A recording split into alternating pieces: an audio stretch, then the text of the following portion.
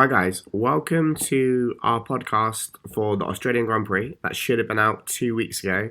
Just a little PSA from me, apologising that it basically didn't get edited because I've been ill for 2 weeks. But let's hope you still enjoy it anyway. Lots of good topics in there from me, Reese, and Tim. So let's get into it.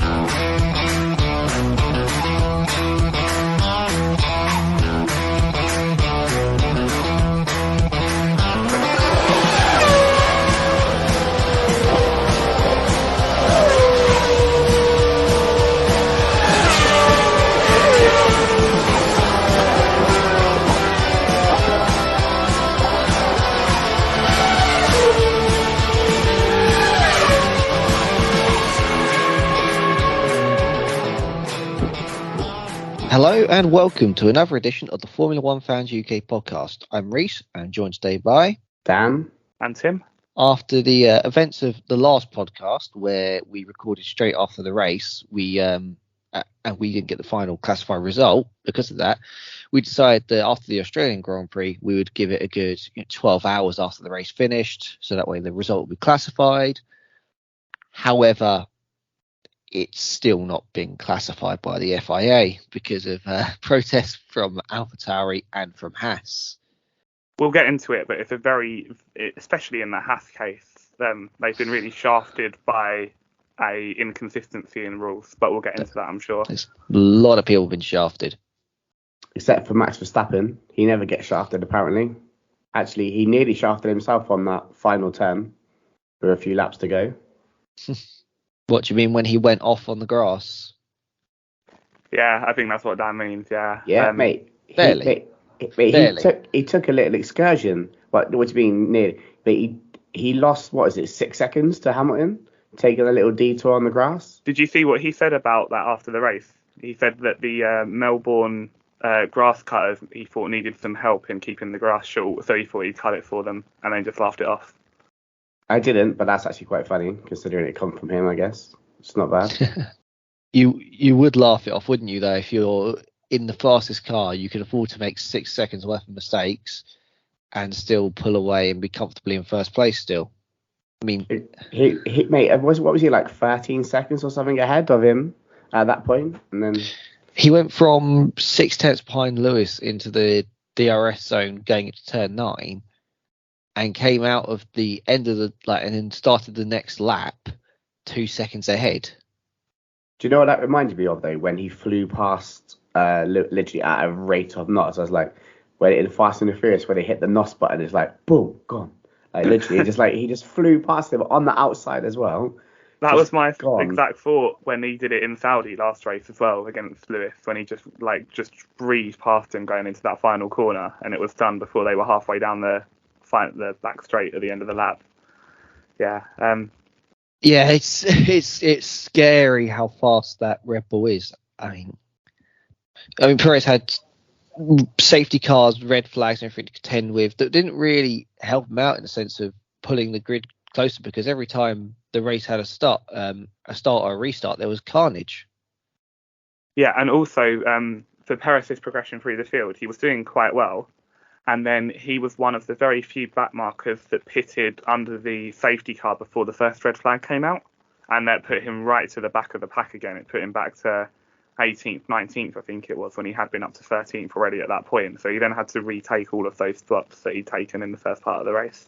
Yeah, I've got an opinion on that. I think that if there's a safety car that is then upgraded to a red flag, that the order should be reset to what it was when the safety car was deployed, because you're gambling on you're not gambling, you're making a strategic move for pitting under the safety car knowing it's not going to lose your time, but then a red flag comes out and you're completely shafted by it.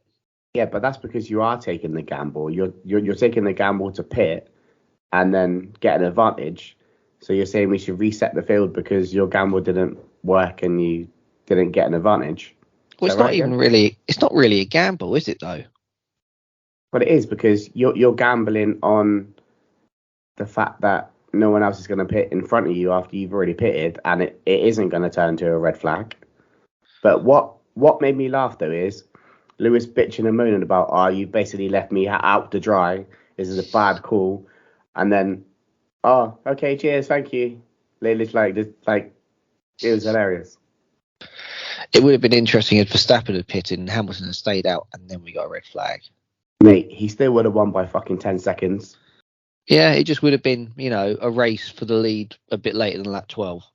Could you imagine the controversy of the issue if you'd have had Hamilton passing Verstappen on that second to last restart and then being told that he had to go back to second place for the formation lap at the end? I think that's the only reason they did it the way they did it. Because I think if there had been a lead change, I think they could not have gone back on that. They just can't afford it. They can't afford to go down that road again, the FIA. I think it was, I just think it was really... I don't get the inconsistency of the FIA in that situation where you can say that one driver in Sainz's case is going to get a penalty for causing the crash on the restart, but you're also going to say that people who gained places and did their restart well are not going to be able to keep the rewards of having that good restart. I think whatever they decided and whatever they've done, someone's going to have an issue with it.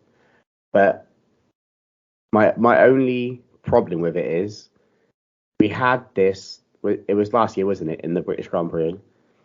We've already had an established outcome of what happens when this happens, but yet they decided to change it again. But they didn't change it. They did exactly what they did. They just took forever to decide on it. But where I think this is different from the British Grand Prix scenario is that the British Grand Prix one was done on the first start of the race. And I think that is a different circumstance to a restart with 2 laps to go.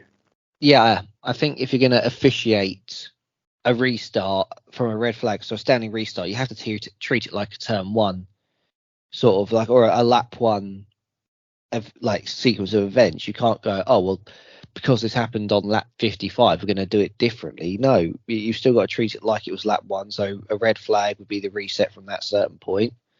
And any collisions would be treated like racing incidents if they were racing incidents. What they should have done is taken a book out of NASCAR's page, reset the whole field with whoever was left, 3-lap shootout, overtime. That's it, done. See who gets where. Yeah, but how do you pick the order in an F1 race? I know you're comparing it to Dakota's race last week for the NASCAR. For those who haven't seen it, the final 4 or 5 restarts in the last 10, 12 laps, it was just 7, 8 abreast into turn 1 at Circuit of the Americas, and it was just carnage. And every time was a was a safety car, just because they were all that desperate. But in F1, it's not. You can't do that because you don't have the opportunity to gain 6 or 7 places and then keep what you earn. In Hulkenberg's case, he earned 5 places on the second to last restart, and then was told to go back to 1 place ahead of where he restarted from. We had a grid with everyone that made it through that crash and wherever they were, wherever you were, when you come back in, that's it. Reset it. Yeah, that's what I agree. That's your order. If you fucked up, you fucked up. If you didn't, you didn't. Like, if you managed to go from 11th to 5th, fine. Like, you're in 5th. But then literally just give them all fresh tyres, fresh set of softs, 3-lap shootout, go for it. Yeah.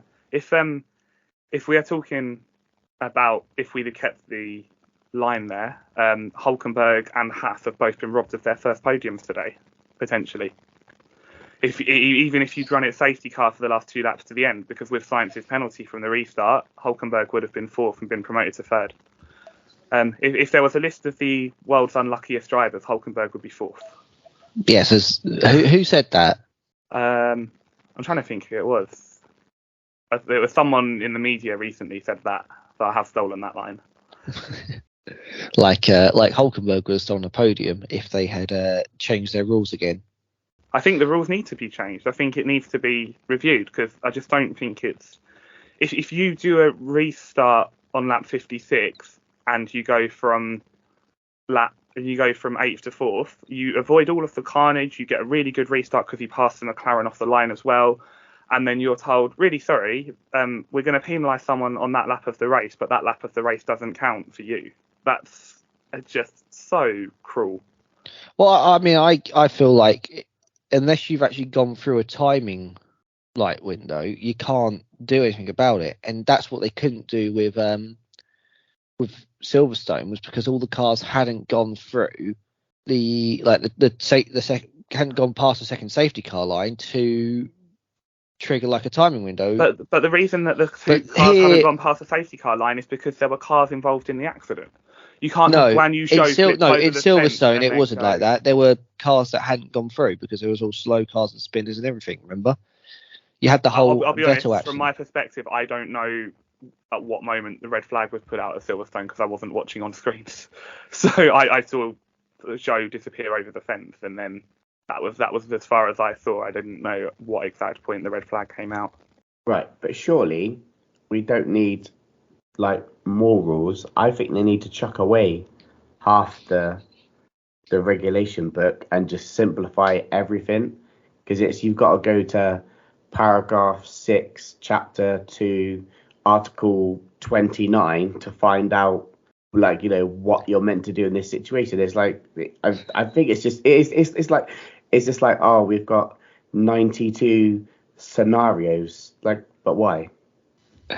I mean, it's ridiculous. But if you start taking away rules, then teams find loopholes, which happens, of course, a lot in Formula One.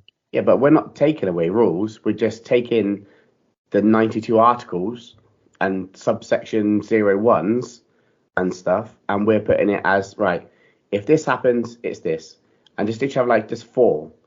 So then you don't have to wait, the best part of half an hour or so on a red flag. I legit had to set a 15-minute countdown alarm because I fell asleep twice. This is the other issue that I have with the red flag scenario. Why do we need 15 minutes? In the instance of the red flag at the start of the race, for when Albon hit the wall, they fixed everything and then said, right, the race is going to restart in 12 minutes. Once the issue on the track is fixed, just get the drivers back in the car and roll them off the grid. It's not. Why do we have to have that waiting period between the track being clear and everything being resolved and then that restart zone? I don't get that. In every other series, the drivers are told they have to stay in their cars, and then the moment the track is clear, they roll off pit lane. Yeah, but it's a bit different like that in Formula One because the cars aren't exactly easy to fire up. I don't think it doesn't take them 15 minutes to restart a car at the start of a qualifying period, for example. Between, 6 or 7 minutes between Q1 and Q2, and they can do it fine, and including refueling. Well, you saw today in the final red flag, one of the teams couldn't. I think it was Alfa Romeo.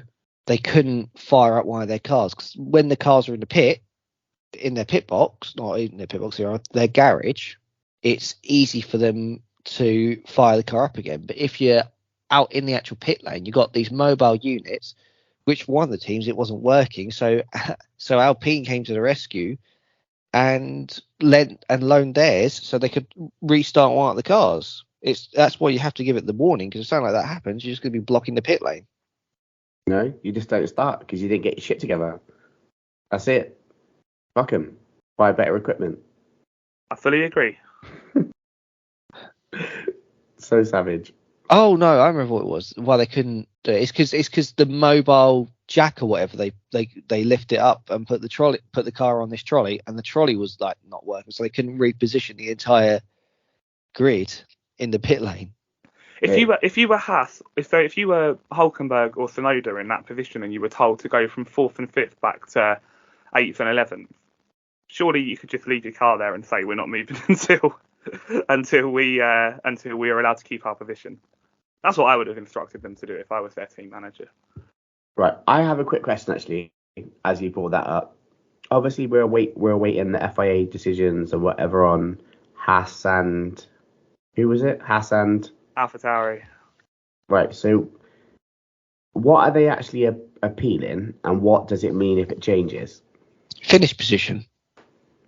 Yeah, Because they're saying that the race should have been effectively nullified after sector 1 on lap 56 and not at the restart on lap 56, which would mean that Hulkenberg would finish 4th instead of 8th and 3rd after the penalty, and Tsunoda would finish 5th instead of 10th and 4th after the penalty to Sainz.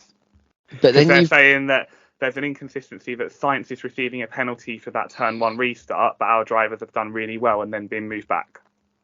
But if that's the case, you think Sainz receives his penalty. How does he then serve his penalty, a 5-second time penalty, on a final lap that then can never exist and take place? Every car went through sector 1 on the cooldown, and I would assume that there was a bit of a gap between where it was yellow flag, then red as they went around the lap.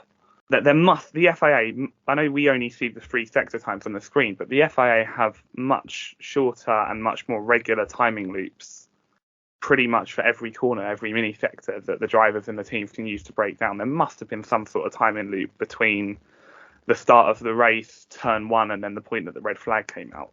Because they're every 5 or 6 seconds in terms of time on the track, and there was definitely more than that between the crashes happening and the red flag coming out. I just feel like it's pointless them trying to get it overturned, because it took them long enough to come up with the decision of the restart and everything that they were going to do. It's just like it's kind of just beating a dead horse at this point, isn't it? It's kind of pointless. I don't know. The way I see it is you have a red flag restart procedure. It should be straightforward. But as soon as Michael Massey gets within a whiff of the racetrack, it becomes all crazy again. Has anyone seen Ted Kravitz's rant on this? On the fact that he's been back, not just as a spectator, but was actually allowed to walk around the paddock and stuff. It's a phenomenal rant if you can find it online. It's amazing. What's he say? Just how he shouldn't be anywhere near the sport, basically. How he should not be invited back as a guest. How he shouldn't be invited back as a guest of the FIA after everything that he did to affect the reputation of the sport and the professionalism of the sport. It's quite an incredible rant. He wasn't there as a guest though. He was there directing V8 supercars. Oh, as an employee of the FIA then on an F1 weekend, yeah. He shouldn't be there as an FIA invited or working employed person. No, he should have been there as a guest of Red Bull Racing. That's what he should have been, because they probably owe him a couple of million, because we can't get the funds to him right now because he's obviously he's still under investigations and stuff. You gotta wait a little bit. They did pay him a couple of million. They paid him a couple of million. It was in cutlery. That's what it was, in cutlery. They paid for his food at the Abu Dhabi hotel. I've just moved out, all right? I know this shit is expensive. They probably bought him a nice new silverware set, and that's what sent Red Bull's catering budget over the top. Yeah, but they probably did like a Trump scandal with a hush money payment scandal. Like they've ended up funneling it through, giving him 922,000 cans of Red Bull or something. I mean, you're the one who would know if that's how much a Red Bull costs, because I haven't got a clue. Actually, sir, I have not had an energy drink in about 2 months. Not that I don't want to, I'm not allowed to. That explains why you're so tired all the time. Hashtag old age kicking in. Hashtag decides to work as a DJ and then complains about, being tired. Bro, your job is that boring. I've already forgot what it is that you do. Oof. Steady. But, steady. Let's move on. I was going to make a point about F1, but I've been distracted by racing. I've been distracted by non-racing subjects, and I've forgotten what my point was going to be. Well, that's not very good, Tim. You need to kind of figure this shit out because you haven't got long. Let's go. Chop, chop. Oh, that's it. I was going to use a fun fact for you. There are now 6 drivers in F1 who have got 101 or more podiums after Fernando Alonso got his 101st podium today. And Alonso is the first one of those 6 where his 101st podium wasn't the race win. So I always thought that when Alonso went back to 12th, 13th after the spin, I was like, yes, this means that he'll win a race at some point this season. But now that we've gone through his 101st podium without winning the race, I'm obviously a bit disappointed as an Alonso fan. Although I still think he shouldn't have been allowed to re-inherit the podium. He's basically re-inherited two in the last 2 weeks, practically. If I was Alonso, I'd put the lottery on for sure. And if I was Sainz, I certainly wouldn't. Oh, poor Carlos. The man got penalised for for an incident on a lap that didn't exist. No, but according to the FIA, it did exist because he got penalised, but it also didn't exist because, as we discussed earlier, the repositioning of the cars. It's either one rule for one or one rule for, or like no rule at all. It shouldn't be. Right, but saying that the FIA still say that the Abu Dhabi incident was above board, so I really don't trust their judgment in anything at all, ever again.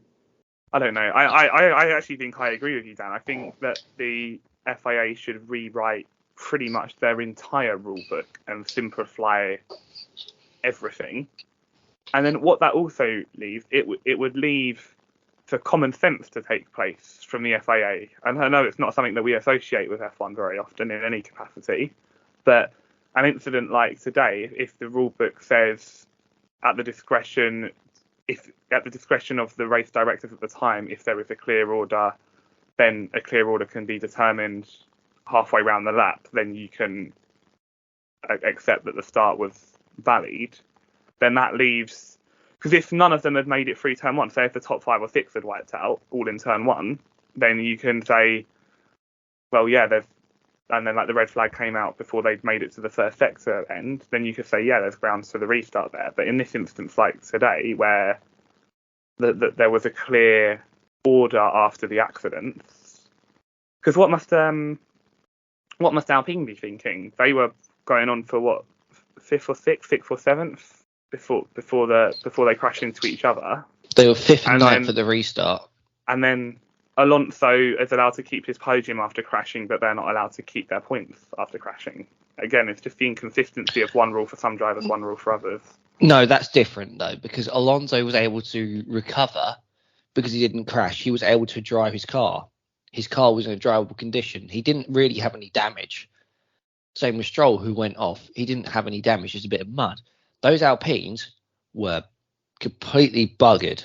Like they were not running anymore. And that's the difference there. Not running. That's literally the nicest way to say that their car was absolutely destroyed. Like, is that the same corner that both of them tangled in like a few years ago? Not the drivers, but the cars. I think it was further around the lap, wasn't it? After the old 6 and 7, the old chicane there. Yeah, it was something like that. But I mean, a quick one though. I mean, this one wasn't Ocon's fault, but have you known a driver that's crashed as much of his teammate as Esteban Ocon? Nope, I don't think so. But where does Ocon go? Like, he can't go nowhere. I think Alpine is his level. I think he's an upper midfield driver. I don't think he's ever been good enough, in my opinion, to be that one to go and take on the world championship or like actually move up to the Mercedes team. Is he still contracted under Toto? I know he was for a long time as a Toto's driver. His manager is Toto, yeah. I think, but he's never actually. Because he was tipped to be moved up a couple of years ago, wasn't he? Was it when they got Bottas, or was he not there then?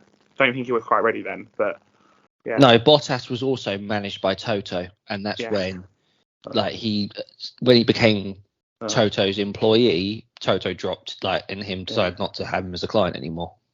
We all think we're watching F1. What we're really watching is Toto Wolff's money laundering empire. Mate, don't, because the Red Bull are beyond that. Literally, they're listening like, oh shit, that's what's going on. If anyone from Red Bull is listening to the podcast and would like to come on and talk to us, we'd love a guest. I'm fairly confident that no one from Red Bull wants to talk to us, mostly because of what Dan says.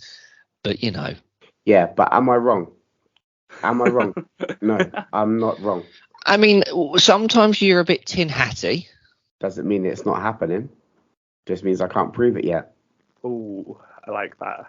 We're going to have fucking Spygate, and at the centre of it all is going to be Daniel Heath sending emails to who's the new Ferrari? It's going to be sending emails to Horner and to Sasa with the title International Espionage. One thing I will say, actually, as we're on about Red Bull, Max's driving with Lewis, I think, has got a hell of a lot better. Because... Well, it's because he knows he can race him fairly now and beat him. You put him in an equal situation like they did today, where at the start of the race, Lewis was able to get elbowsy. Max couldn't risk it because Max is fighting for a title with only his teammate. And also, as you'd expect, Max Verstappen was no match for Lewis Hamilton in an equal opportunity. Max Verstappen is not in a race for the title with his teammate. Can we just... We all got excited over the Perez winning in Saudi. It's not going to happen, is it, realistically? Who is in the second place driver championship? Perez, but he's not allowed to win it, as Tim said. Well, obviously only time will tell, but I do agree. It's going to be another Nico Rosberg situation.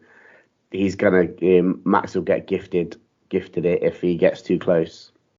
I don't think it's at all fair to say that Nico Rosberg was gifted it. He wasn't gifted it. What he did was what Perez had to do. Are you shitting me?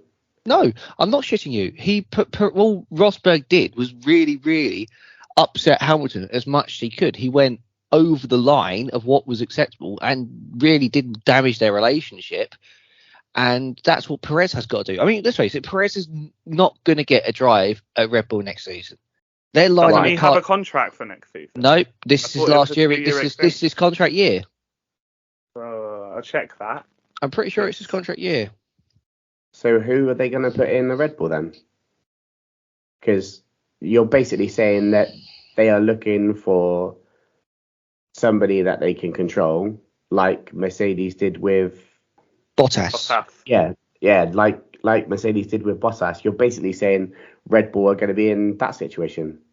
There is a driver at McLaren who is out driving his car every fucking week, and has been for the last 3 seasons, who I think could be paid enough money or bought out of the long-term contracts, to go and be number 2 at Red Bull. You say it, yeah, you are right. It is a 2-year contract, Tim. I've just looked that up. But honestly, I think that Perez has really got to do it now, because if he's in his contract year, I reckon they just bin him off. I think this is his opportunity to do it. His only opportunity at the title is this season. I don't see him getting a top drive again. But we've proved that contracts mean absolutely nothing, like in the past. Does anyone think that Lando will see how his 6-year contract or whatever it is at McLaren that he signed in 2022? I don't think so. I don't think he'll be there next season.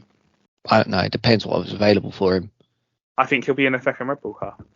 Yeah, but why would you go into a second Red Bull when you've already seen what's happened to Perez? Like, you're not going to get a championship with Max there. It's that simple. Because it will be his only alternative to be in a semi-competitive car. I don't see McLaren... If I'm Lando, I'm longing it out for when Hamilton retires. What is a semi-competitive car worth when you're not allowed to win?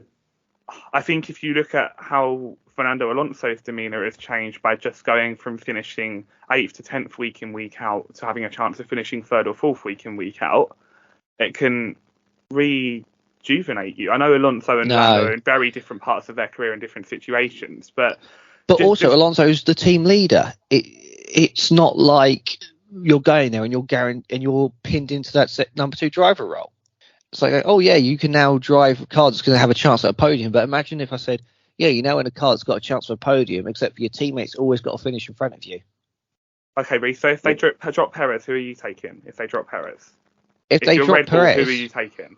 Do you put Pourchaire straight in a car, or one of the experienced F2 drivers? We are clearly overlooking somebody that is already fitted for a Red Bull suit. It's called Mr. Daniel Ricciardo. Yeah. Hey, you've got your second chance now, Daniel. You can go sit in a Haas or sit in a Red Bull. Get paid an extortionate amount of money to be Max's bitch for the next 2 years. I'm not going to lie. I would do it for the money. It's 3rd driver is unemployed. That's what that is. But He no, wants to drive. no. It's in the context He- because Dragovic isn't unemployed. He's learning the paddock and learning the sport at Aston Martin as an example. But in Ricardo's case, third driver is unemployed. No, he was there for the promotional video for Australia. That's what he was employed for. To be in the promo video for what? It was like 10 minutes.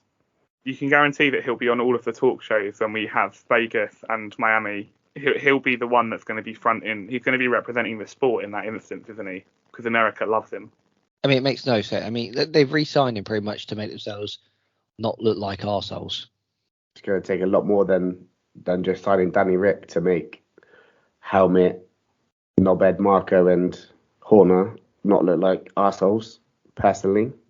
You have to be, in some instances of business, you have to be how they are. Otherwise, you're never going to succeed. Yes, they take it too far, but there has to be a level of arseholery if you want to succeed in the sport.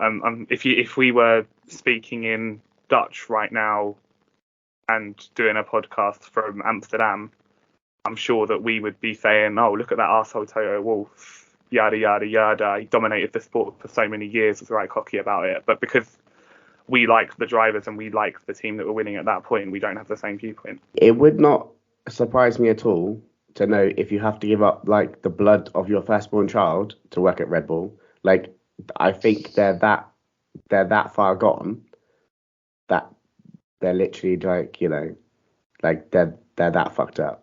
It is, and it has been proved. Red Bull is a toxic environment.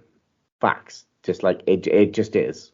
Yeah, I mean, I don't know. I mean, it's your staff are well looked after there.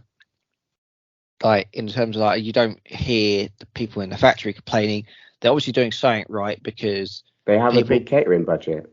with that, That's yeah, why they're happy. But you think that people left Mercedes and left Ferrari to go work at Red Bull powertrains? They got to be doing something right, and it can't just be a new challenge. Maybe I just have this real bias about how messed up they are. Maybe. Yeah, you can't deny that from an engineering perspective, the car that they've built within the rule set is fucking unbelievable.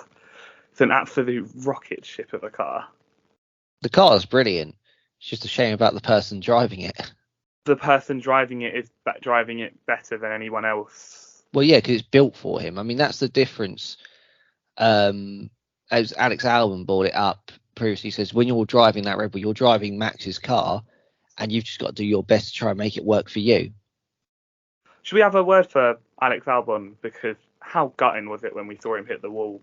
Especially after his start as well. He was in 6th place in that Williams and keeping pace with the Haas. group in front. Yeah, no, with the keeping pace with the group in front for a while. Yeah, He was keeping up with Gasly, who was on the DRS of.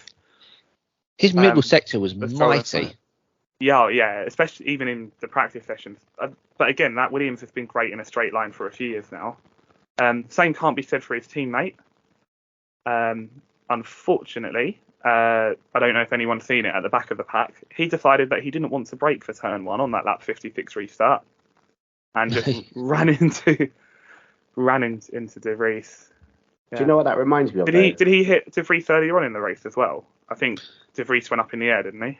De Vries went up in the air, but that wasn't through contact with him. That wasn't through Sargent's contact. Who did he hit? Was Was it Magnussen? I think it was Magnussen, yeah. Yeah. So De Vries has just been used as a wrecking ball pinball for today's event.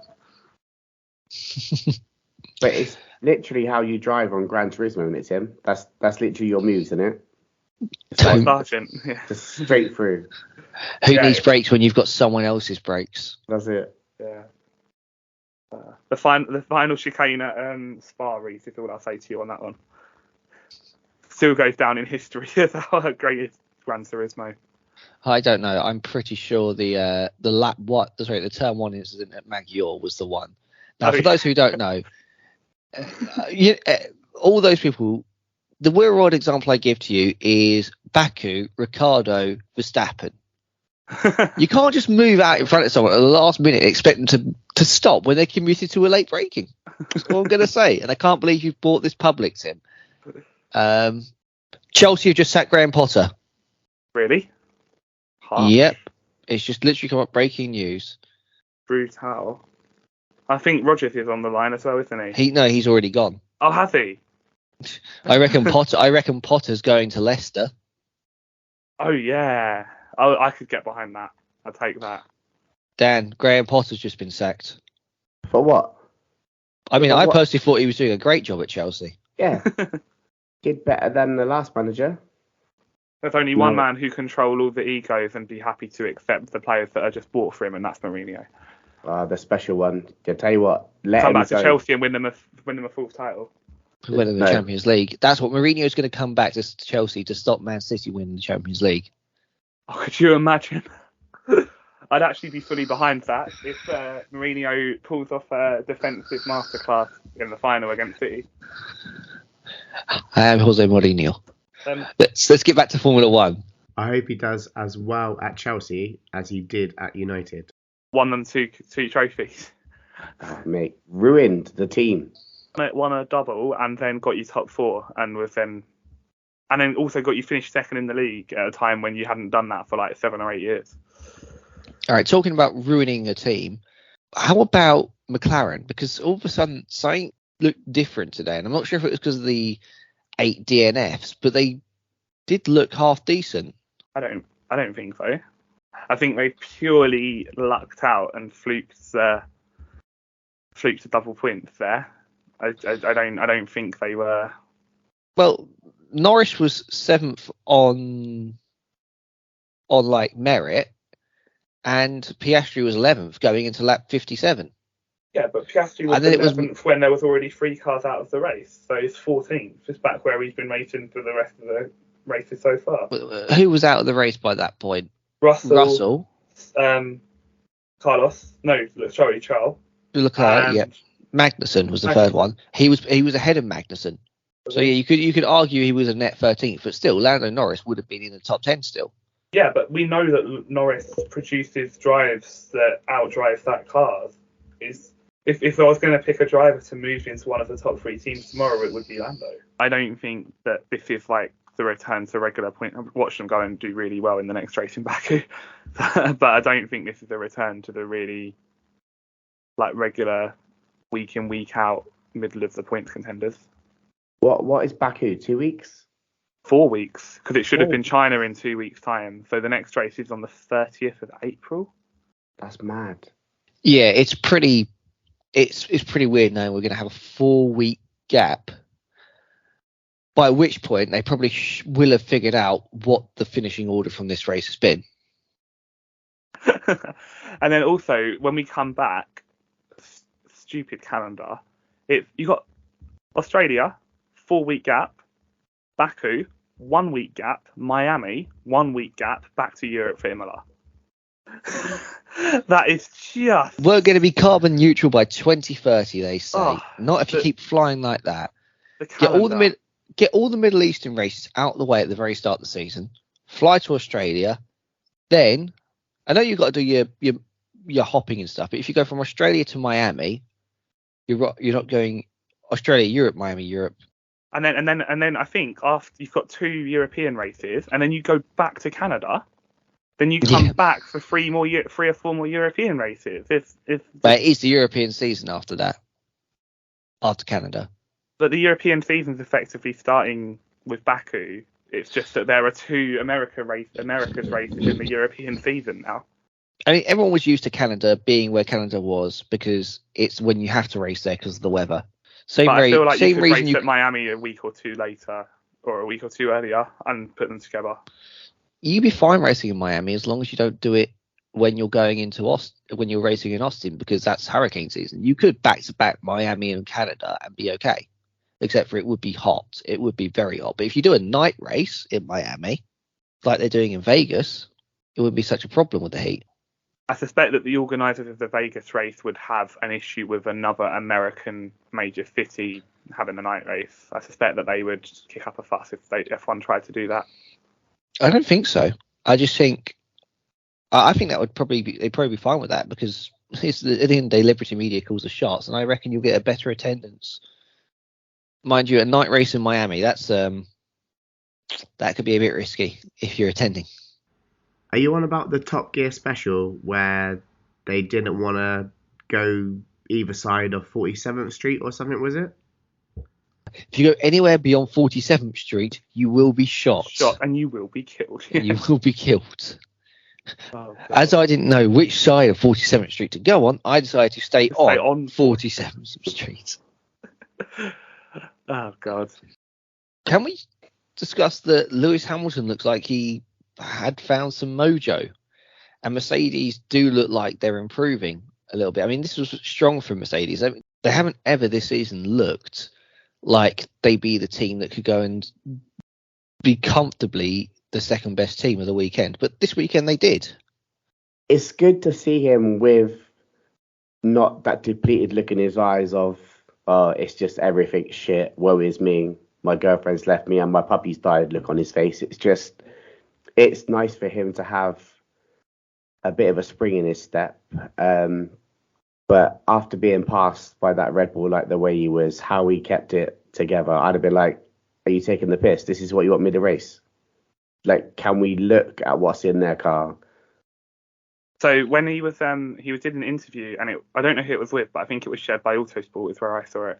And he was saying that he's reached the point with the start of the season that when he's in that Middle Eastern region, the whole moral compass aspects of being there, he says things starts affecting his mental state, and it means that he's distracted from the driving.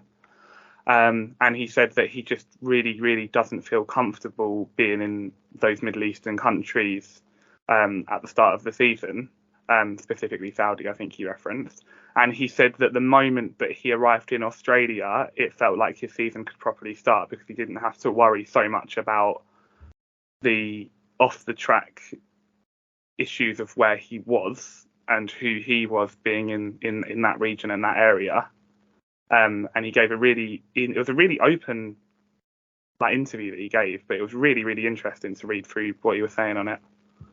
One thing I would say about that is, not that I don't disagree with the things that he was fighting for and like all that sort of stuff, but you only have to watch your back when you interject yourself into a situation that has nothing to do with your culture or your life. I get it. I totally agree. It's messed up, the stuff that they got going on out there. But if you don't interject yourself, you don't become a target. But this is where he says that his position as the 7-time world champion of a global sport, of being an individual and part of a team that people follow and look up to, he feels that when he goes to those places, it's a responsibility that he has to at least acknowledge and recognise what goes on in those places. Yeah, well, this is the thing. He is one of those few drivers that seems to be speaking up. With Vettel no longer in the sport, you wonder who's going to stand up, who's going to be listened to in those countries. You haven't got the 4-time world champion doing it anymore. I think if you're going to speak up, you've got to be who carries weight out there, because it's Hamilton, Alonso, maybe Verstappen, but Verstappen won't speak up. He's always stayed well away from any form of politics in the sport, which, if that's what he wants to do, then absolutely fair enough. But if you are going out there to these Middle Eastern countries, you can't just put blinkers on, otherwise you are literally sports washing it yourself. But this is where this is the reason. So the original question was, we see Lewis with a mojo back, and he actually just came out and said, I didn't feel like I could be fully myself in the past 2 races, just because being in those countries and in those situations just gets my position, and being in my position just gets me thinking about other things. So yeah, it's an interesting take on it from Lewis's perspective. But definitely this weekend, it was great to see him, and also the 2 qualifying laps. He was behind Russell's qualifying lap, and Lewis was still delighted with his own one, which shows how good a lap George's one must have been. Well, Lewis was very quick to say still that he's not a fan of the car. He still feels disconnected from it, and it's difficult to drive. But it's obviously making a difference. If you don't have the confidence in the car, you're not going to be launching yourself into every corner, maybe as much as you do. Even though these guys are programmed to go fast, they're going to go fast in a way. They might be holding something back where there's that little bit of hesitancy because you don't have the confidence. You feel like the car might throw you off or have a snap of understeer. You're probably thinking about those things in the back of your mind. Whereas if you're fully connected with the car and in tune with it, like you see Verstappen currently, you just throw your car in without a care in the world because you know it's going to stick. Yeah, I fully agree.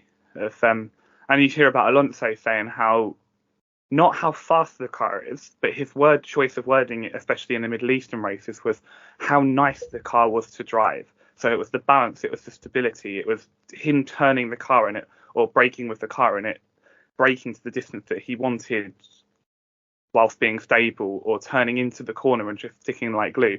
And that's actually where the Mercedes might have the pace in it, but to drive it right on the limit, you start losing confidence that the car is going to do exactly what they want to do, and that's going to cause issues and cause problems. So moving on, this track invasion that happened, where people were climbing on the fences, etc.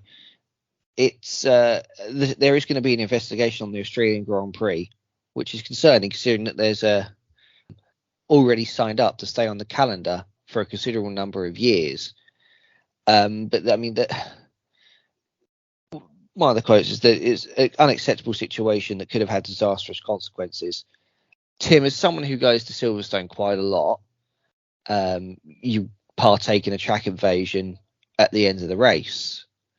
Do you think that the incidents in Melbourne today could have a knock-on effect on future track invasions at other races? I really hope not, because I think part of F1, when you're at the events, unless you have a paddock pass or a membership, so much of it is closed off. Even from the spectators who pay hundreds and hundreds of pounds to go for a week for the weekend, they pay to camp. But and it's just the nature of racing, I guess, if the fact that to keep you safe and to keep you there from just being nobody can get anywhere around and like it's just being a free for all in the paddocks and the pit lane, there has to be closed off and secluded areas. And when you are able to enter that track at the end of the day, like after Silverstone last year, we were up against the pit wall and we got to see up close in person people like Lando Norris, Toto Wolff, the Sky F1 presenters, the Channel 4 F1 presenters, the F1 TV presenters. And then we were able to just walk into the evening sunset. We were just walking around the track and having a look round just at where everything had happened. We went to the site of the Zhou crash and then we looked at we walked back around towards Cops and just like basically did most of the track on a walk. And it's the one opportunity as a regular fan going to the race where all of those barriers are taken down. And I would hate for that to be lost from future events. That euphoria of seeing your favourite driver or the driver who's just won a great battle and then being able to be under the podium for it. Having seen just a brief video of where the people got through to the track, it does look as if they were not on the main straight or somewhere that would even have been where they could get under the circuit. Because I think on co-commentary, was it Button this weekend who was on the co-com? Yes, and yeah. I've got to say, I thought Jenson Button did a very good job this weekend. So did I, yeah. But Button said that from where they could see it on the main straight, everyone who went down to get onto the track was actually stopped from crossing the fence. But there are videos emerging from elsewhere around the track that they clearly were not stopped. There's also a human safety aspect of that as well, because even though the cars are going under safety car, if you're going through that DRS section around the back of the track, the new 7 and 8 section, you could still be going 80, 90, 100 miles an hour under a safety car. There's been debris on the circuit. You could have your own damage, given that there was a big pile-up on the previous restart. You could have a piece of carbon fibre claw off. You could have a wheel come off. You could have a wheel come off a car and, God forbid, the car go into a wall. Even at those speeds, we look at it and we go, oh, look how slow they're going under safety car. They're still going what you would be driving motorway speeds if you're driving around on like a long distance journey or something like that. So then they're not going slowly even at the lower speeds, and there was always that risk. So it's frightening to see that the people got on there. I know that when you go to Silverstone, there are very well marked track access points that are actually manned by individuals the whole time. And unless you're going to climb over the whole top of the fence and get onto the circuit, there's nowhere else around it, which would take some doing in most fences. So yes, it's going to have to be something that's going to need to be investigated, and I really hope it doesn't affect Australia, because we saw the crowd this weekend. We saw how big it was. We saw how many people turned out. 120,000 people from the Friday, which I think was a record for the Friday for Melbourne, and it was sold out for Saturday and Sunday.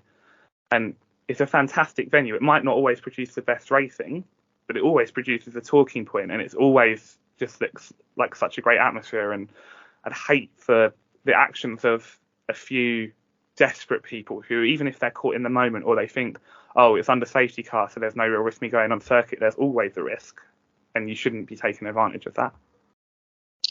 Yeah, I mean, it's exceptionally, because Tim and I went to Monza in 2017, and everything was manned and it was very strict, and there was no way anyone was going to get on that track. But yeah, even though it's the cool down lap at the end of the race, or it might even been safety cars. I mean, it's not clear from the footage that's been sent or been shown what that is. But there is a man walking around on the other side of the crash fencing in the bounds of the racetrack, taking videos. And you're like, yeah, cool, that's probably getting a great videos. And if you're there, you're probably going to do that, but you should never be in that position. And it's really concerning that someone could be in that position. Dan, do you have anything more to add on this? Yeah, I totally agree. It's just it's a complete safety aspect. It's just stupidity, and that's where we're at as a society, where you're risking your life to get a 10-second TikTok video or something stupid like that. But I think that they should be able to track these people, and they should be able to ban them from all future F1 events, because they're risking it being taken away. They're risking their life. They're risking the sport as a whole. If they get hit, it's just stupidity. But I don't think you're ever gonna stop a track invasion, because it's just part of the sport. Unless you're gonna have 600 security guards there stopping you, it's never gonna happen. But you can, as we were saying about Silverstone and Monza, that you can have every track access point manned without, because from the footage that we've seen, there's clearly a gap in the fence where there isn't any security guards there, and that is worrying to me. Because that if they can get on them, they could get onto the track at any point. And we brought up Silverstone last year, and it was missed because it happened after the show red flag, and thank goodness it was missed because of that. But you have the protesters access to the track there as well, and I know very different circumstances, but that's now twice in the space of 9 or 10 months where you've had people access a live racetrack, which just cannot be. There's got to be a solution or a thing put in place. I also do wonder if, I'm going to generalize here, but the drive to survive aspect of the new fans coming in, do the new fans who are coming in think, oh, the cars are going a much slower under safety car and the race is pretty much over anyway, other than a lap back into the pits, so it's going to be safe to me, without knowing the history of, or just not recognizing how dangerous it still is to be on a live racetrack, even under a safety car. I wouldn't want to have my leg sliced in half at 70 miles an hour by a piece of carbon fibre, but maybe they just think, oh, the drivers have got brakes and the drivers are going so slowly that they'll be able to go around me at that low speed. Drive to Survive needs to remind people in black and white writing, like you get with WWE. Don't try this at home. This is dangerous. What WWE say. Drive to Survive just needs at the start of every episode. Motorsport is dangerous, because it is. And I should generalise. I think you're kind of right. I do think that there are people out there who have come in with this new generation who don't get that you can die on a racetrack. Especially people who've seen the Grosjean. So say if you're a Drive to Survive season 3, I think it was, and you've watched Drive to Survive, you've seen Roman Grosjean come out of that fire. Or if you've come in this season and you've seen Joe barrel roll, the car destroys itself as he barrel rolls over into a fence and is trapped behind a wall and just walks away. Yeah, you're going to think, oh, that happened at 200 miles an hour and the drivers were fine. So if I stand on the edge of a circuit when the drivers are going 60, 70, 80 miles an hour, then I'm going to be fine too. And it just doesn't work like that. It doesn't mean because the drivers are in the most protected, the drivers are in something that's designed to protect them while they're sat inside the car. It's not designed to protect everything else that around them or the environment around them. Everything else is designed to protect them. Yeah, exactly. And it's just concerning because there could be an accident, and the fact that this has happened twice, I wonder if the blame falls with Liberty Media. Do they need to take security more seriously? I mean, these are both two things that we saw that were almost preempted. Like, we knew fans were going to get on the track in Australia, and they were lining up ready to go throughout that red flag, knowing that it was going to be restarted with a single lap tour. Whatever happened, if there was a restart, they were all ready to go. And with the whole Silverstone protest last year, everyone knew it was going to happen. Like, it was so well documented, and yet it still happened. And we got very fortunate with the red flag at Silverstone, because that would have probably caused a nasty accident. And today we're fortunate as well that people who were trying to get on at the last lap were able to avoid, any injury because of the circumstances. I just don't. It really does concern me that we could have a terrible, terrible accident, and we've seen it as well. It's not like it's unheard. We saw a fan on the track in Singapore. It seems to.